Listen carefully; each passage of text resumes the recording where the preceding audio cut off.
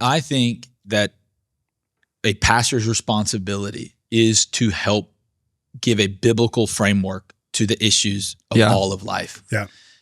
However, I don't think social media is the best way to do that. I was about to say for that. for every topic. Yeah, now, for sure. And so I think that this is why we're feeling the casualty of killing Sunday school. This is why we're feeling the casualty of only making volunteer onboarding the most important thing instead of spiritual formation. I want to talk about that. And this is good. This is the casualty of, there's in Franklin, there, one of the largest buildings downtown. It's where Generations Church meets right now. It's a big building, 3 stories high, multiple rooms, a sanctuary, it's so big. It was built by the Methodist Church as their Sunday school building. No way. Because at that time, RIP Methodist theology. Hey, I know there's a lot of faithful Methodists trying to hang on, but there's also a lot of crap in the Methodist mainline theology right now. But that was just an example of the premium that they put on biblical education and theology. And so I think that I actually think that instead of trying for pastors to be on social media more, I think they need to be in Sunday school, formational. They need to create formational environments for conversations with their people. And that's the thing too, is like pastors are responsible for their sheep, not the algorithm. Yeah. That's what I was about to say is, as a pastor, if you look at where should I actually talk about this, are you reaching your people by posting it on social media? Or is the best use of your energy, to what your point is, being with your people and talking about it in a circle and in a community I think half the things that get said on social media from pastors when it comes to these particular things, it's like optic management. Yeah. But I love what you're saying. Like PR. My first responsibility is not to pastor that platform. It's to pastor the actual platform that God's entrusted to me, which is the congregation that you're leading, right? Is how are we deeply forming them, and how are we addressing these nuanced topics biblically as a community? And like, ultimately that is my first responsibility before it is posting anything else. But here's the scripture I was going to tell you. I'm literally preaching this weekend on how to be a faithful witness. Let's go. And Colossians 4 says a couple things, the first few verses, but then it says, pray that I may proclaim it clearly, talking about the gospel as I should. Be wise in the way you act towards outsiders. Make the most of every opportunity. Let your conversation be always full of grace, seasoned with salt, so that you may know how to answer everyone. But I think there's so much of that that's missing in the posts that we're seeing, and in the comments. The road rage section it's so graceless, and it's coming from people that are pastors or Christians or whatever, and we wonder why our witness is being diminished among outsiders. It's because it's like my mom used to always tell me, we're the only army that kills our wounded.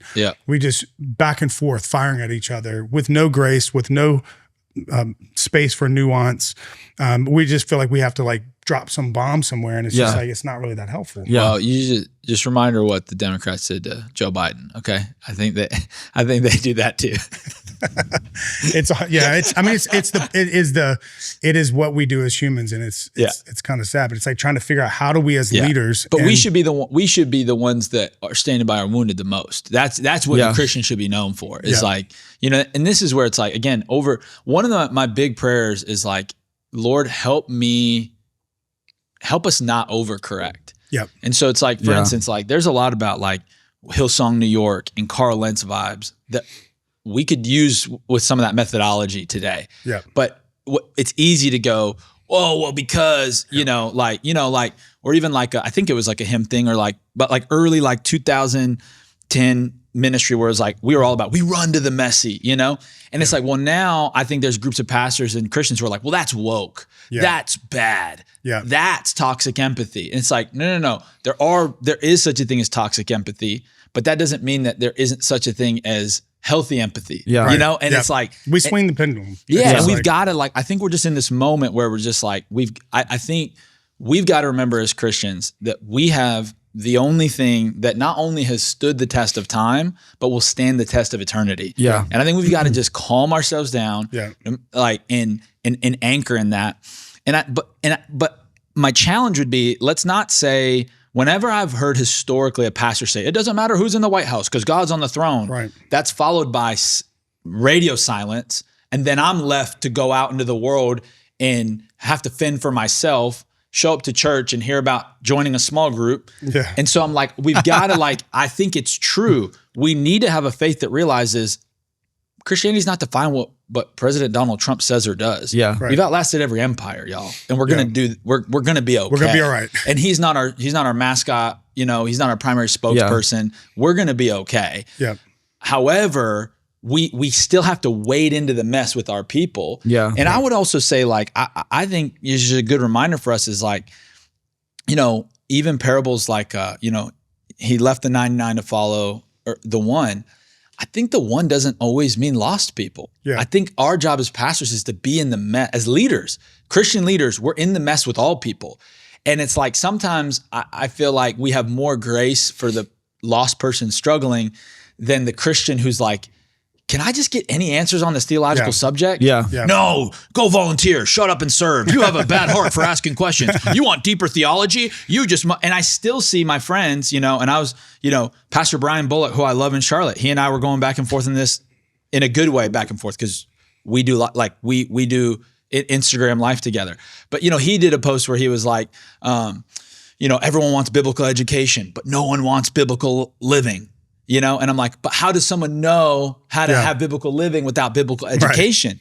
But then his point is like, yeah, but look at all the people that are biblically educated but don't live out the Bible. And I go, well, don't blame their disobedience on biblical education. And I think this is where it's just like, we got to like come together around some of these fundamentals. Yeah. I think that there are parts of the global body of Christ that over glorify history.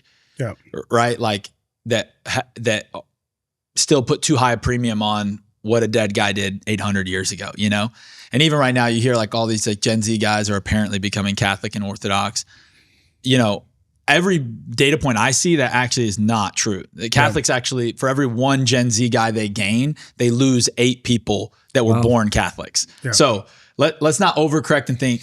And then just a couple months ago, I was in Europe and I'm like walking around these beautiful old churches. I'm like, yo, these are so beautiful and we need to give it. And then I'm like, oh, this is empty. This church is empty, or a bar, or a museum. Yeah. And so we have to realize that we can't go fully back as if the future is backwards. Yeah. But at the same time, I would say, especially probably in our friendship circles, our evangelical, charismatic world, we have underappreciated tradition and history. And there's been such a premium on being relevant and innovative in church that what's funny is we're actually running away from our number one advantage is that we have timeless truth and eternal validation. It's great. And so I'm like, I almost think that the way that the church remains relevant in this ever-changing world of AI and up and down governments is actually in some way staying the same. And not saying stagnant, but staying constant. Anchored. And I just think it's like, bro, when people come into church, they should get things that the church offers. That's why I think we should all probably be thinking more about the sacraments and confession. And even for us to understand, like, you know, a lot of us, a lot of churches, you know, didn't meet on December 28th. And they didn't, and then there's a lot of people on the internet that are like, oh, why wouldn't they do that? Well, that's because if those people have a high view of the sacraments and the way that a priest distributes them, they're thinking somebody missed a major moment with Jesus that can only happen in a setting like that.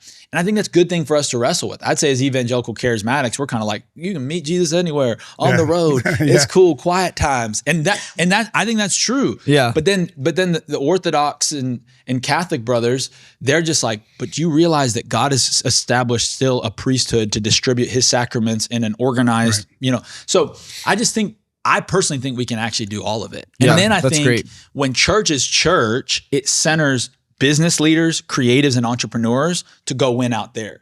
And so sometimes I wonder if in our effort to reach the world, we have not offered a more robust formation for those who actually God has designed to go change the world.